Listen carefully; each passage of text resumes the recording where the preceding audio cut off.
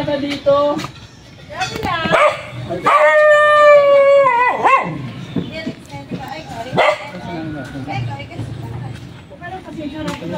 Kumusta ka dito? Dahil sa talingan, paas talingan. Bakit nagtatalo-talokbong ka? Sana na. Binabaliktad po niya yung ano niya. Sabi ko hindi ganyan. Binabaliktad po niya. Oo, tapos may tali-tali. Kaya nga, di ko siya pinalagyan talaga ng may tali kasi natatakot ako baka talian na kami. Hindi. Siya lang nagtatali-tali. Kumusta ka naman dito? Ano, magkadisling ka na anak ka na. Dito ka. Kausapin mo sila. Dito ka. Hmm? Dito ka, upo ka dito. Opo para. Mami si Daddy Frank. Dito ako. Oo, sige. O, diyan ka, upo. May namimiss siya eh. Yung mataba daw sabi niya. Sino? Sabi niya. Si Kuya Rap. Sabi niya may namimiss ay sa. Inom ka, inom akong gatas, inom ako. Opo. Mamaya. Kausapin mo muna sila. Haha? Kausapin mo muna sila. Bakit na? Salita ka na. Kumusta ka dito? Mabagal. Dali, mga dito. Ah, bakit? Okay, tama. Ayun, din na yung may lamak yun sa hindi maayo. Hindi maayo. Anong gusto mo? Hindi maayo dito. Kaya bangos malalang sa inyo. Ganda sa kapwa. Ayun, nag-request po sa akin, sabi niya, huwag ka na po magluto ng bangus kasi matinik. Ibalik niya pag hindi niya makain. Tawa. Hindi din siya pwede dito sa Tanay kasi pang mga adult lang daw yun. Tapos nirefer din kami sa Mandaluyong. Ako naman naiyak, sabi ko, alagaan ko na lang siguro to kasi ayaw kong papasa-pasa siya. Oo. Sabi ko nga, di bali, isakripisyo ko na lang yung araw-araw na trabaho ko. Sabi ko sa kanya, alagaan ko na lang siya. Ay, ako naiyak kasi. Oo. Yun, tapos sabi ko, umiyak din po yan siya kasi sabi niya, Ay, mag-isipte ka na sabi ni Bibi, Mama, umiyak si tita. Bakit? Kasi hindi ba kukunin niya siya ni Daddy Frankie? Tapos nag-usap kami, habang kumakain siya doon sa kusina. Hindi, bibisitahin ka lang. Kaso lang, ayaw nga daw po niya dito sa amin kasi madumi daw po yung bahay ko, hindi daw malaki, gano'n, hindi daw maayos. Yung lagayan ko daw ng mga tuligan doon, yung mga galon, hindi daw maayos. Sabi niya, isiminto mo yan, isiminto niya. Dami po niya. Pero ano naman po, Daddy Frankie, talagang, di ba nga, nung una dinala ko siya from Mandaluyong to dito. Sobrang din, di ko man nasabi sa asawa ko na ako mag-alaga sa kanya. Pero pagdating namin dito, talagang yung asawa ko, pinapaupo ko siya doon. Sobrang naawa din sa kanya. Sabi na ng asawa ko, sir, na wag ko na lang daw sa ampon ko, alagaan na lang din daw namin siya.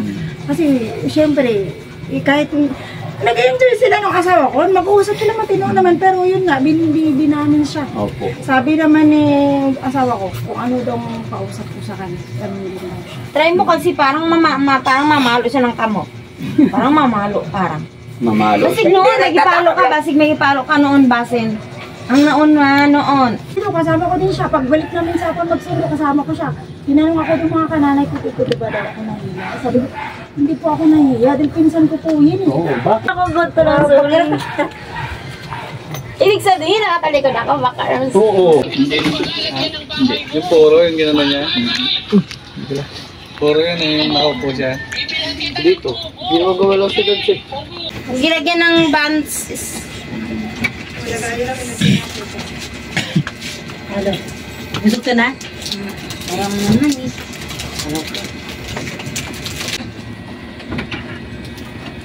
Bangun ka.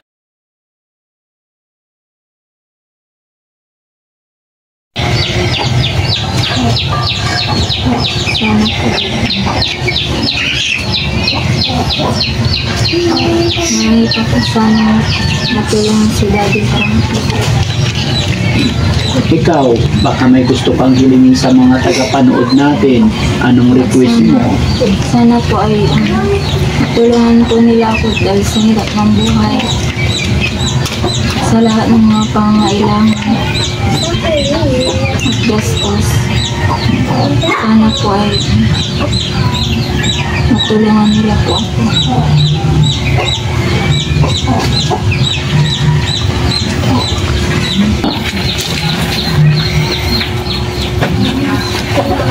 Ito.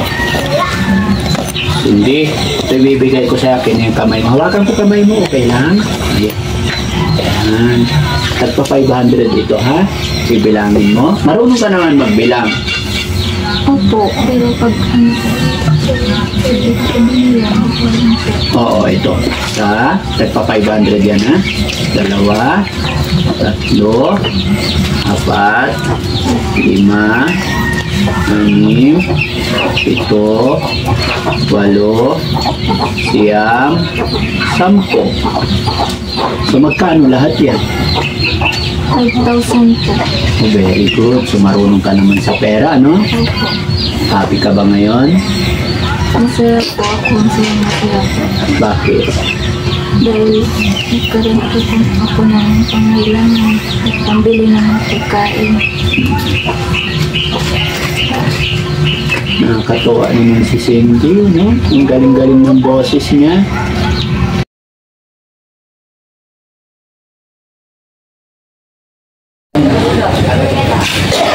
Yung in-upload namin ang videos mo, maraming naawa sa'yo na tulungan daw kita at sabi na samahan daw kita papunta kay Sir Rapi Tulfo. Anong gusto mo, Sir? Samahan kita papunta kay Rapi Tulfo.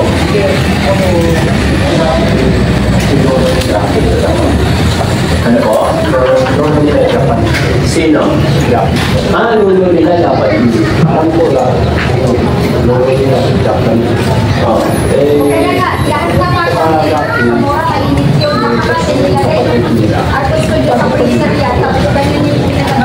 Marami ko tulong sila. Kaya ko wala naman tayo kumakakon mo.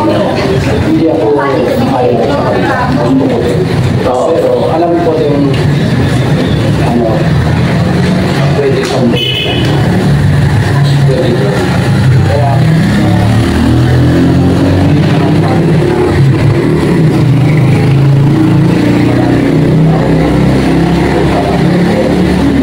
yun, sabi ng mga viewers natin para matulungan ka namin, lapit tayo kay Sir Rocky para makabalik ka na ng Japan. Ako po, gusto mo ba bumalik ng Japan? Yung ako, wala ka naman sa oo. Ganun din talaga buhay. Kasi ngayon, alam ko, magulo din sa Japan. Magulo din. Magulo talaga. Magulo talaga sa Japan. Kasi wala din sa Japan namin kasi marami naman katulad dito, marami tayong napasok. Doon, marami tayong pasok ng iba. Tapos, sabi ko, iba daw Araga, pero hindi Araga. Lalo na matanda. Ayun. Kaya, gobyerno, ganun lang ang dahil.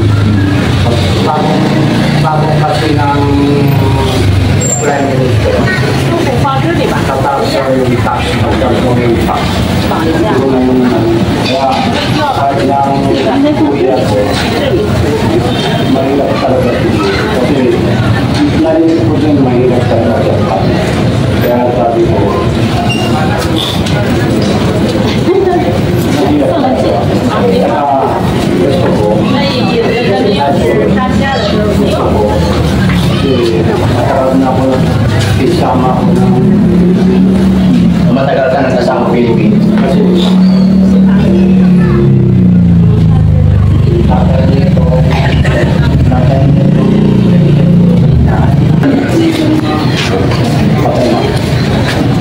hindi yung totoo. Yun ang totoo. Paano patay? Hindi mamamatay ang tao ng agad-agad.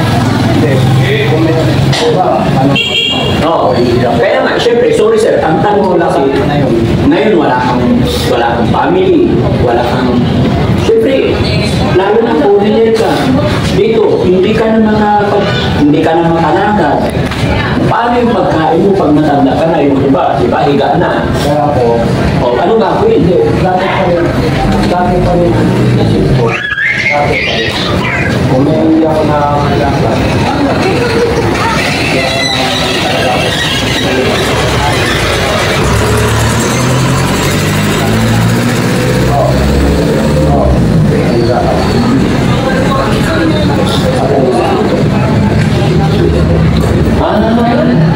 Galing ka Japanese? Meron niya ako narinig na gano'n sa pagkakilala ko dyan.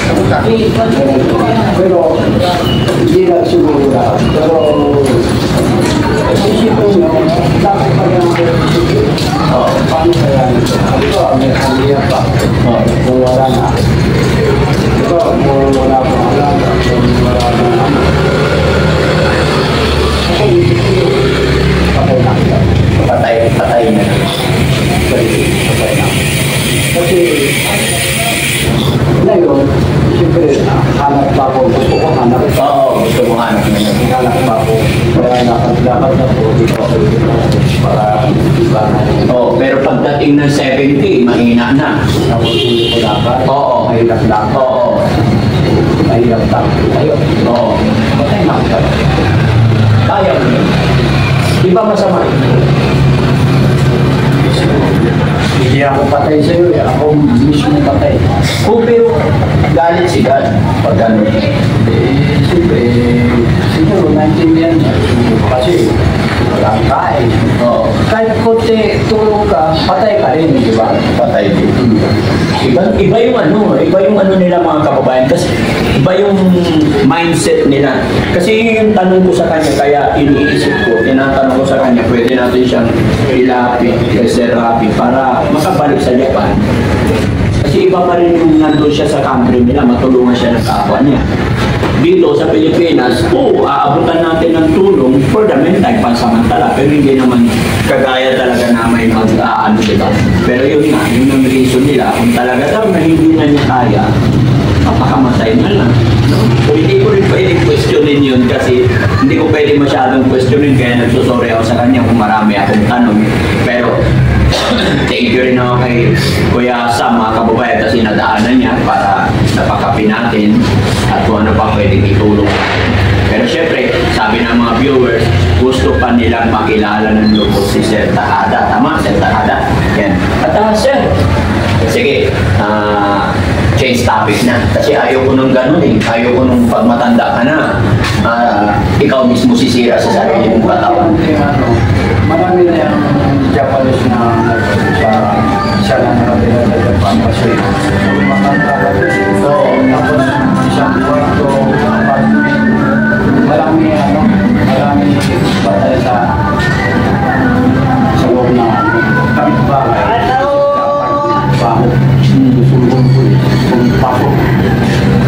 Oo, sa bagay marami na ako nabalitaan ganyan mga kababayan. Anis. Mga Japanese talaga, pag may business sila, eto, ano to, totoo to. Nangyari na to dito sa Little Tokyo noon. Yung dating Japanese na boss, once na nalugi yan, yung business nila, hindi nila yung matanggap kasi malaki karangalan. Kasi kung dating may boss dito, tapos ay dati siyang boss, pumunta dito, bago umalis sa lugar nila, talagang kinukuha na nila lahat ng pera nila. Iiwanan nila yung pamilya nila, susunod sila. So, yun na. Win or loss, never na babalik yan. So, sir, wala ka na bala bumalik sa iyo.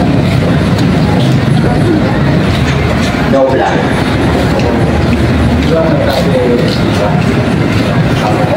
Mainit dito, kaya gusto mo. Japan kasi na yun, winter na, maraming snow. Oo. Hindi ko kaya eh, kasi medyo matagal na ako dito. May akong balik ako doon, parang winter. Dati, kaya